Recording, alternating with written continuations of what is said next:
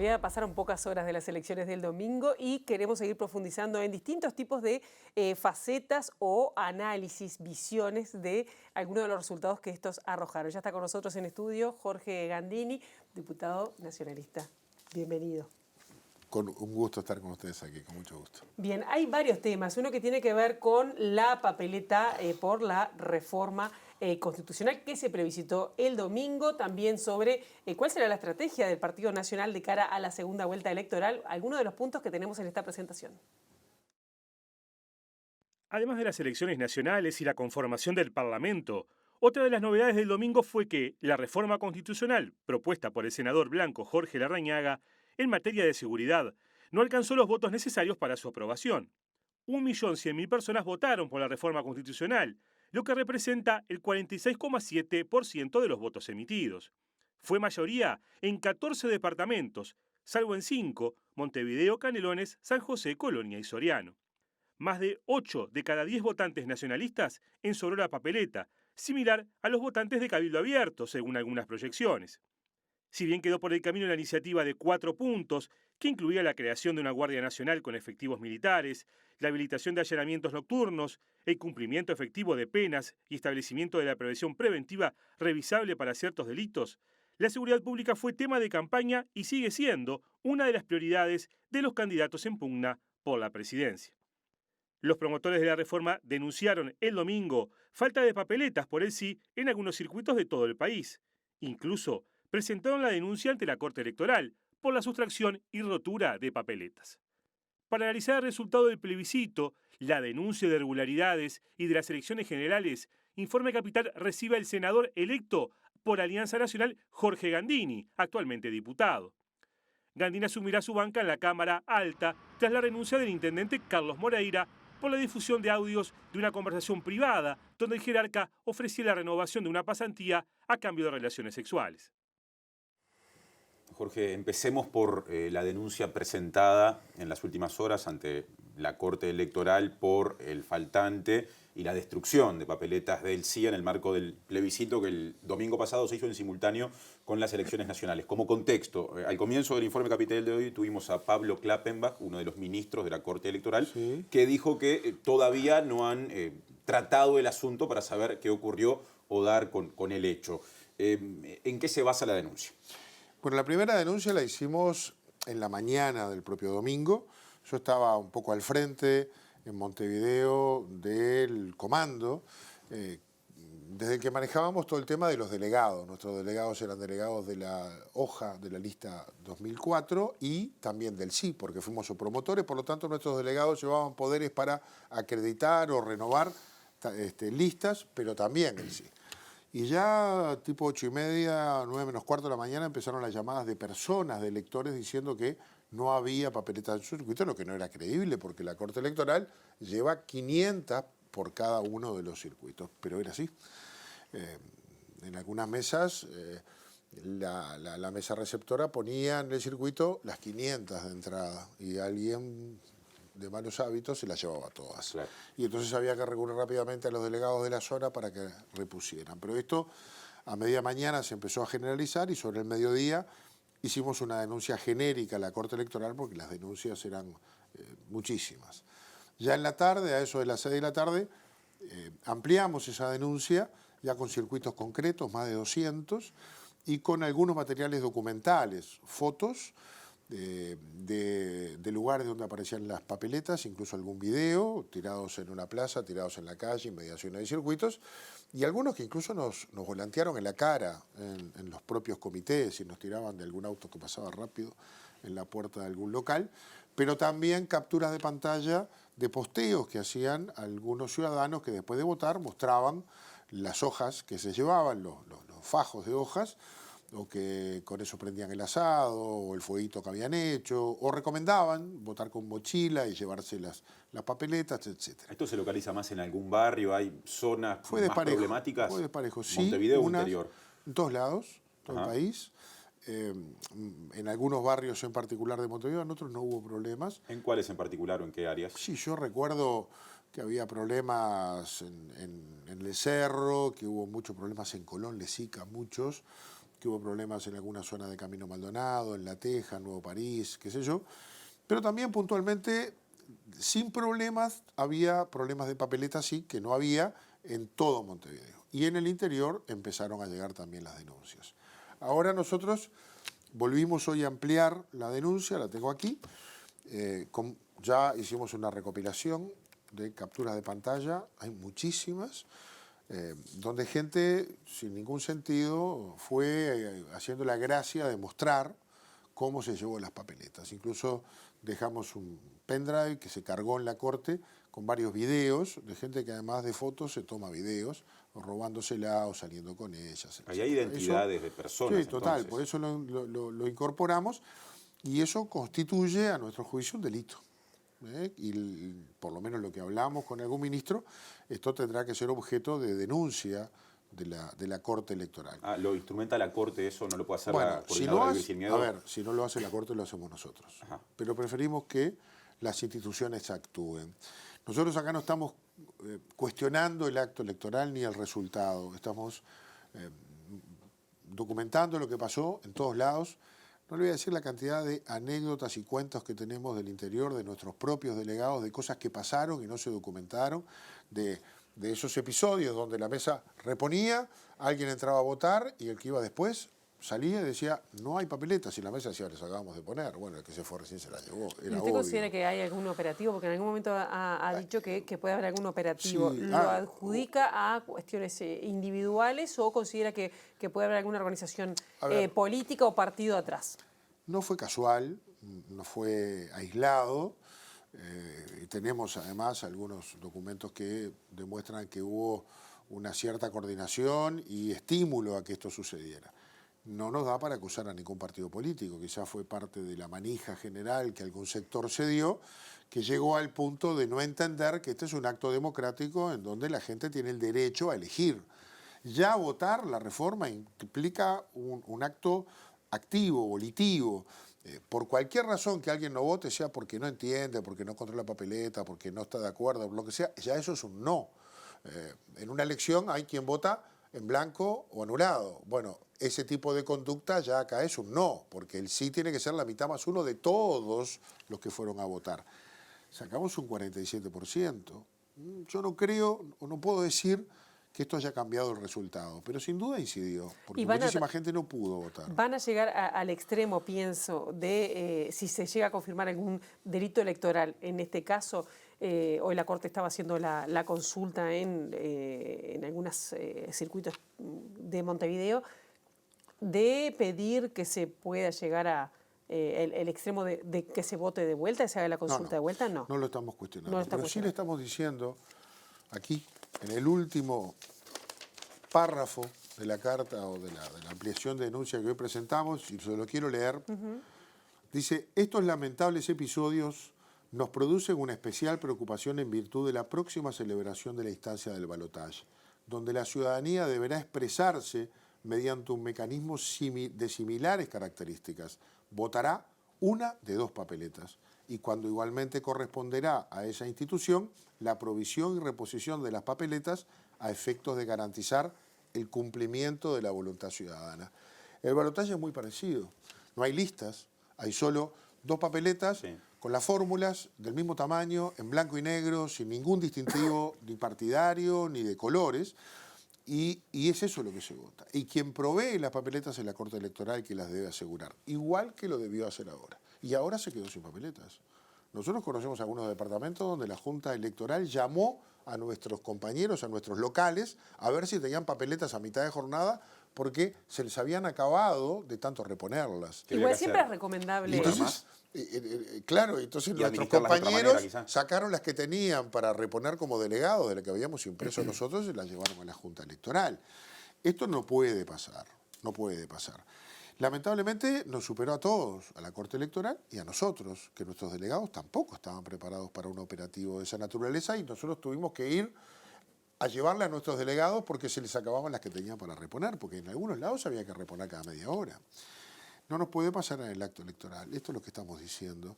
Hay gente que, como en otras cosas, se perdió, no entendió y cree que puede, con su accionar, discriminatorio eliminar la voluntad de los que piensan diferentes. La Corte Electoral tiene que asegurar que esto no pase. Lo hacemos acá la denuncia para que ese ejemplo no cunda, para que todos seamos capaces de elegir lo que pensamos con la tolerancia de respetar al diferente y no buscando la trampa de impedirle que vote lo que quiere o distorsionar el acto electoral. Ustedes vieron lo que fue el día de la elección. Durante muchísimas horas las calles estaban repletas de autos y los circuitos con 40 o 50 personas para votar. Entonces, si a eso le agregamos problemas y distorsiones, yo le quiero decir que si en el balotaje falta una papeleta, se suspende el acto hasta que no aparezcan. Tiene que haber las opciones para que la gente vote, cualquiera sea de ellas. Entonces, todos debemos actuar en consonancia con el momento en que los uruguayos deciden democráticamente. Según la proyección de escrutinio, ¿no?, que habían realizado, porque la Corte no da estos datos de quién habría votado, de acuerdo a qué partido unido a la papeleta, lo que manejaba, por ejemplo, la diaria es que los votantes del Partido Nacional, más de 8 de cada 10 pusieron la papeleta. Cantidad similar, Cabildo Abierto. 6 de cada 10 lo hicieron en el Partido Colorado. ¿Qué lectura hace cuando ninguno de los candidatos presidenciales había indicado su apoyo al proyecto de reforma constitucional? Hubo gente de todos lados que lo hizo. Uno de los comentarios anoche en nuestra reunión de delegados y de militantes que nos congregamos el lunes de noche era la cantidad de papeletas de la 609, de listas de la 609 con papeletas, que eran lo llamativo en las mesas. Hubo gente de todos lados, porque le pasó a los Frente Amplistas lo que les pasó a los votantes de otros sectores de mi partido o del Partido Colorado, de Cabildo Abierto. Sus líderes, sus referentes, a quienes le confiaron el voto, no estaban de acuerdo. Y sin embargo la gente hizo abstracción de eso porque es un voto de democracia directa, es donde los representantes ceden el lugar, su lugar de representación para que la gente se exprese directamente como soberano. Y la gente lo entendió. Por eso creo que Larrañaga logró con esto sintonizar con la gente y más de 1.100.000 personas, capaz que más votos de los que va a tener quien gane la elección en segunda vuelta, más de 1.100.000 personas, votaron sí. O sea, fue un voto afirmativo. Yo le diría que el otro 1.300.000 que no votó, no estoy seguro que sea un voto negativo. Ahí debe haber un voto displicente, desinformado, que no quiso, que no supo. Ahora, los que pusieron la papeleta, esos estaban todos de acuerdo. Y esos tuvieron un acto volitivo. Fue un éxito. No logramos la mayoría, pero creo que logramos poner, primero, en una campaña electoral el tema de la seguridad como primer tema de debate. Segundo, de propuestas, por quienes no están de acuerdo con estas, estuvieron obligados a poner otras sobre la mesa. Y ahora hay una señal muy fuerte. El que gane la próxima elección tiene medio país diciéndole, hagan algo. Quiero ir a eso, pero antes le quiero hacer otra pregunta, siguiendo con el razonamiento de Pilar del desglose del voto por partido, ahora por zona. El sí se impone en todo el país, con la excepción de una especie de L que se dibuja en el suroeste. Soriano, Colonia, San José, Canelones y Montevideo son los departamentos en los que se impone el no, digamos, por omisión, sin papeleta, ¿no? Pero hay menos del 50% de votos por el sí. ¿Entienden que en el área metropolitana faltó una mejor estrategia, mayor conexión con la gente? Bueno, yo creo que también esto que es eso que yo decía, es volitivo, hay que tener la papeleta, hay que ponerle aparato, ¿no? Hay que ponerle mucha militancia, hay que hacérselo llegar a la gente. Y esto fue en solitario no solo de los partidos. Muchas reformas constitucionales tienen detrás organizaciones de la sociedad civil que toman partido y trabajan por ello. Acá las organizaciones de la sociedad civil estuvieron en contra. Y tiene que haber influido eso también. Habrá que ver, los analistas tendrán que leer más fino, pero creo que aún dentro de esas zonas donde el Frente Amplio es muy fuerte, porque esa zona coincide con los lugares donde el Frente Amplio gana. Sobre todo Montevideo y Canelones. Montevideo, Canelones, y esa zona ahí del litoral fue también donde ganó el Frente, donde tuvo más votos que los demás partidos. También eso debe tener que ver, porque el Frente fue el único que tomó postura contraria a la reforma. Debe haber tenido que influir, y por lo tanto tuvo menos votos. Pero Perdón, Cabildo Abierto fue claramente diciendo que no. Cabildo Abierto fue diciendo que no, y los integrantes de Cabildo Abierto eran los que más decían que la iban a votar. No, bueno, por eso digo, no solo el Frente, digo, fue Cabildo Abierto, fueron, digo, todos que no los... Pero no sé si hicieron tanta campaña, ¿verdad? El Frente sí tomó más partido por esto, sus militantes fueron más proactivos, se comprometieron más con el no, en sus actos, en los discursos de Martínez estaba presente el no, y sin embargo la gente desobedeció. Muchos desobedecieron a sus dirigentes. Se dice que un 8% del Frente Amplio puso la papeleta en el mismo estudio que citaba Pilar más temprano. Bueno, ya es bastante. Pero nosotros veíamos un poco más. Capaz que es lo que vieron nuestros delegados en esos circuitos en particular. Ahora, Jorge, yendo al tema que usted iba a plantear antes de, bueno, más allá de que no se haya aprobado la reforma constitucional, interpretar que hay una parte importante de la ciudadanía que emite un mensaje. Si no me equivoco, desde el entorno de la calle Pou se ha dicho en las últimas horas que una de las 4 propuestas, la que habla de la prisión preventiva revisable, teniendo en cuenta que no dispondría de una reforma constitucional, podría ser tenida en cuenta. También nos decía usted más temprano que en tiempos de campaña rumbo al balotaje, un comando más reducido inicialmente se abre a otras influencias dentro del Partido Nacional. ¿Han conversado desde Alianza Nacional y lo que fue Vivir Sin Miedo con la calle Pou para avanzar por lo menos en la instrumentación de esa propuesta mencionada? No. Ese comando recién se va a empezar a abrir mañana. No es tampoco intención poner este tema en la campaña. Hay un mensaje de la gente y veremos después del 24, cuando empecemos a articular algunas primeras, después del 24, con un resultado positivo para nosotros, seamos humildes, no ganamos nada todavía. Recién ahí empezaremos a darle contenido a una cantidad de propuestas que deberán articularse con mayorías. Puede ser que algunas de estas cosas sean recogidas en la ley. Yo me refería a la prisión perpetua revisable, bueno, es el término completo. Sí, esa es una medida que puede tomarse por ley y lo mismo el cumplimiento efectivo de las penas. Eso podría, si tienen las mayorías necesarias, aplicarse por ley. También otras que no están en la reforma y que quedaron por el camino, no solo propuestas por el Partido Nacional. Yo quiero recordarles que hubo un diálogo en la torre ejecutiva de todos los partidos políticos convocado por Tabaré Vázquez, donde se acordaron 13 proyectos de ley por parte del presidente y todos los partidos y el ministro del Interior, y luego en el Parlamento se aprobaron 3, porque el Frente Amplio no coincidió todo con esas propuestas y no se llegaron a votar. Ahí hay cierto consenso básico de algunas normas que podrían recobrar vida, porque las mayorías cambian y algunos muertos van a recobrar vida. Algunas acciones que tomamos y perdieron van a restablecerse. Algunas investigadoras de esos 10 que quedaron por el camino? Investigadoras volverán a instalarse. Algunos proyectos de esos, con otras formas, a lo mejor, porque el tiempo pasó, volverán a instalarse. Yo no recuerdo cuáles fueron algunos no los llegamos ni a debatir, ¿no? Se bloquearon en el Parlamento. Pero quiero decir, hay mucha materia pendiente, incluso otras que son de propio origen del partido, van a poder tomar vigencia parlamentaria, más allá de las que el propio Poder Ejecutivo envíe. Gandini, nos quedan 4 minutos, pero me gustaría brevemente evaluar o ver su lectura respecto a lo que pasó el domingo, sobre todo con el Partido Nacional. Alianza Nacional que no tuvo una correlación lo que fue el apoyo a la reforma propuesta, plebiscitaria, ¿no? Plebiscitada el domingo, pero bueno, le pido esas 2 evaluaciones. No, Alianza Nacional le fue bastante mejor que en la interna. Habíamos salido terceros, salimos segundos.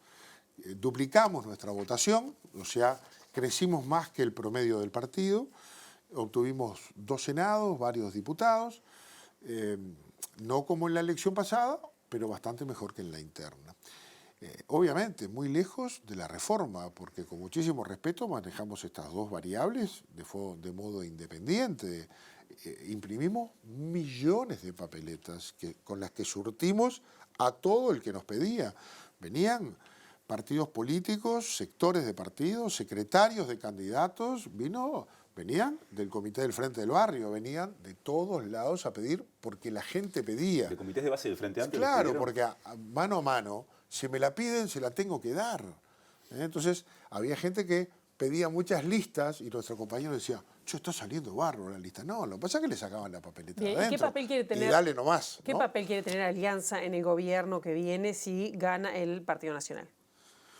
Vamos a tener el que nos toque. Nosotros queremos colaborar con un buen gobierno del Partido Nacional. Larrañaga ha dicho 1000 veces, vamos a ser custodios del cumplimiento de los compromisos programáticos del partido y somos y seguimos siendo la pata wilsonista del partido. Y nosotros vamos a ser custodios de que por ese camino se ande. No somos la mayoría partidaria, pero somos importantes en el Parlamento.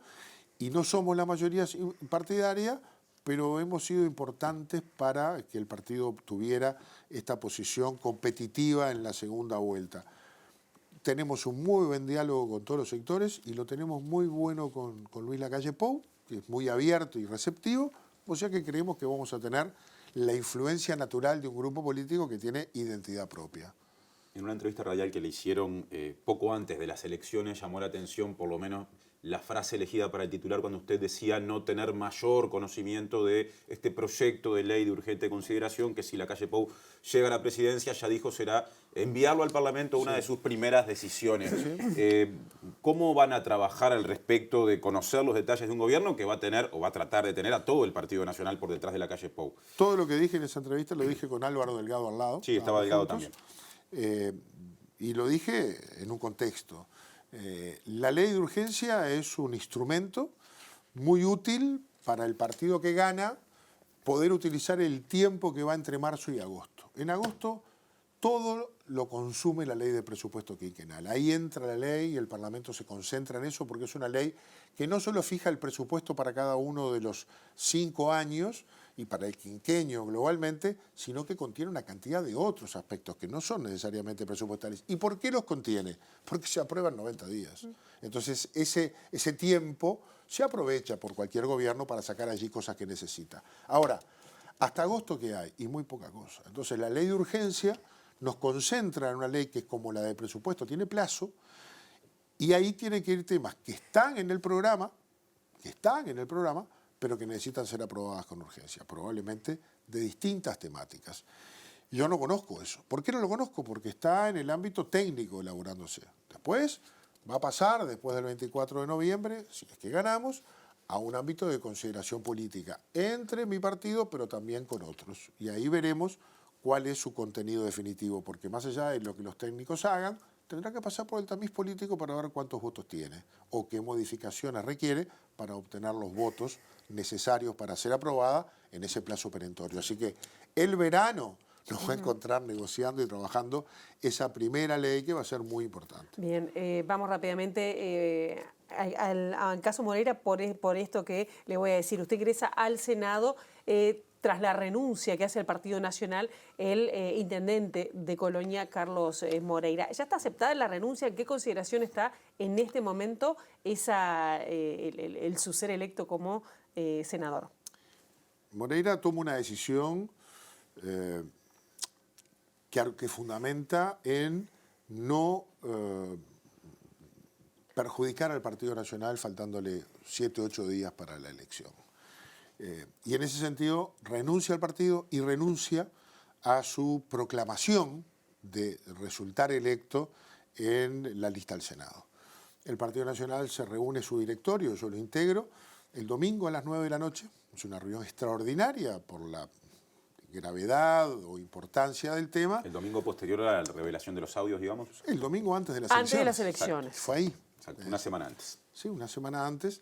Vinieron algunos compañeros del interior, fue de noche porque todos estábamos en actividad y resolvió aceptar, es decir, tomar conocimiento del informe de la Comisión de Ética, que ya lo había pronunciado, tomar conocimiento de la renuncia presentada por Moreira al partido y a la lista del Senado, aprobar, aceptar esa renuncia y comunicar a la Corte Electoral. El lunes comunicó a la Corte Electoral y la Corte Electoral dio entrada a esa nota, la conoció en su sesión y resolvió tenerla en cuenta para sus efectos. Eso quiere decir, a la hora de proclamar, tomar en cuenta que el doctor Moreira renunció al cargo y por lo tanto la consecuencia es que ese cargo está vacante. Algún ministro nos explicó que opera como si un candidato falleciera, es decir, cuando se llega a la proclamación, el cargo está vacante y se proclama a quien corresponde según el régimen de suplencia que tenga. Digamos, por ahora está en suspenso. Bueno, está resuelta y está aceptada, digamos, esa renuncia. Llegará el momento de la proclamación y así será. Tenerlo a Moreira todavía en la Intendencia de Colonia y al frente de una agrupación blanca o muy vinculado que votó muy bien. en Colonia. ¿Es un problema para el Partido Nacional? No, es una cosa que hay que mirar con mucha atención, ¿no? La primera es cómo se leen las cosas, ¿no? A nivel nacional le dimos una lectura y una resolución rápida. A nivel departamental seguramente se le dio una lectura diferente, porque la agrupación de Moreira ganó ahora. El diputado blanco de allí es Mario Colman, que pertenece a la lista 904 de Carlos Moreira. Es decir, que la gente tuvo una conducta diferente a la que uno podría suponer. Seguramente porque Moreira fue un muy buen senador del Partido Nacional, muy buen senador, y es un muy buen intendente, y eso pesa. Claro. Y porque la lectura que se hace en un departamento de hechos que suceden en una comunidad más chica, tiene también quizás las conclusiones de los ciudadanos que pueden ser diferentes a la mirada más aséptica que se puede hacer del nacional, donde rápidamente actuamos y tomamos una decisión. Una pregunta para sí o para no. ¿Mandarán los votos en caso de que, tomando en cuenta esta votación del domingo, se quiera reingresar al Partido Nacional para ser reelecto? No, va a mandar la justicia. Seguramente Moreira tomó esta decisión y en un correlato inmediato se presentó a la justicia, y si la justicia entiende que no tiene responsabilidades, es más, a lo mejor entiende que las responsabilidades están en otro lado, probablemente haga lo que dice en la carta que iba a hacer, vuelva a pedir una reconsideración del tema del partido. No lo sé, eso va a tener su tiempo, y los tiempos electorales no se corren. En pocos meses, en un par de meses, la Convención Departamental de Colonia es la que va a tener que designar a los candidatos, él o los candidatos a intendente del departamento. ¿Qué va a pasar en el medio? No sé. La primera cosa llamativa que desde la cabeza que tenemos los de Montevideo fue diferente es que la población blanca del departamento de Colonia votó muy bien a la lista de Moreira. Eso pone un signo de interrogación para nosotros, y también una cuestión de humildad. Tenemos que mirar todo. El hecho fue un hecho importante, conmovedor, que llevó a una resolución rápida, muy rápida por el momento en el que estábamos también. Pero el resultado de la elección también es muy llamativo. Ya nos tenemos que ir. Candidaturas a intendencia, Montevideo y usted. No, ¿Puede ser candidato en el ciclo electoral que viene, departamental? No me mire a mí.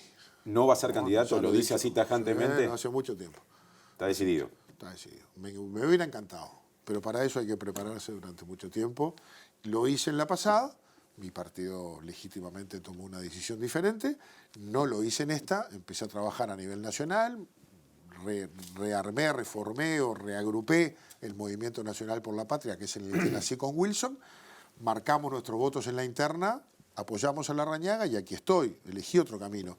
Aunque trabajo mucho en Montevideo, encabecé también la lista 2004, por la que también salí diputado en esta elección. Me gusta muchísimo Montevideo, pero bueno, se tropieza con la piedra una sola vez. 2 veces hay que tratar de no hacerlo.